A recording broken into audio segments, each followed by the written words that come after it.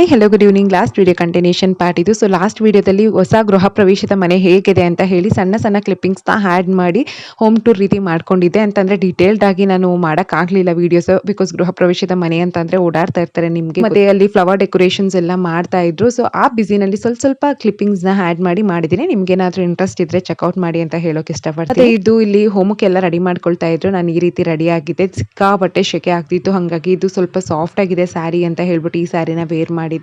ಎಷ್ಟು ಶೆಕೆ ಆಗ್ತಿತ್ತು ಅಂತಂದ್ರೆ ಲಿಟ್ರಲಿ ಕುತ್ಕೊಳ್ಳೋಕೆ ಆಗ್ತಿರ್ಲಿಲ್ಲ, ಅಷ್ಟು ಶೆಕೆ. ಮತ್ತೆ ಹೋಮ ಬೇರೆ ಮಾಡ್ತಾ ಇದ್ರಲ್ವಾ, ಹೊಗೆ ಎಲ್ಲ ಬರ್ತಾ ಇರೋದ್ರಿಂದ ಇನ್ನ ಡಬಲ್ ಶೆಕೆ ಆಗ್ತಾ ಇತ್ತು. ಮತ್ತೆ ಮೇಲ್ಗಡೆ ಹೋಗಕ್ಕೆ ಹೊರಗಡೆಯಿಂದನೂ ಈ ರೀತಿ ಸ್ಟೆಪ್ಸ್ ಮಾಡಿಸ್ಕೊಂಡಿದ್ರೆ ಒಳಗಡೆಯಿಂದನೂ ಹೋಗ್ಬೋದು. ಆ ರೀತಿ ಆ ಕಡೆಯಿಂದನೂ ಸ್ಟೆಪ್ಸ್ ಇದೆ, ಮತ್ತೆ ಈ ಕಡೆಯಿಂದನೂ ಸ್ಟೆಪ್ಸ್ ಮಾಡಿಸ್ಕೊಂಡಿದ್ದಾರೆ. ಮೇಲ್ಗಡೆ ನಾನು ಆಲ್ರೆಡಿ ಹೇಳ್ದಾಗೆ ಒಂದು ರೂಮು, ಅಟ್ಯಾಚ್ ವಾಶ್ರೂಮ್ಸ್, ವಾರ್ಡ್ರೋಬ್ ಎಲ್ಲ ಇದೆ. ಮತ್ತೆ ಇನ್ನೊಂದು ಪೋರ್ಷನ್ ಅಲ್ಲಿ ಏನಿದೆ ಅಂತಂದ್ರೆ ವರಾಂಡಾ ರೀತಿ ಕುತ್ಕೊಂಡು ಆರಾಮ್ಸೆ ರಿಲ್ಯಾಕ್ಸ್ ಮಾಡ್ಬೋದು, ಆ ರೀತಿ ಇದೆ.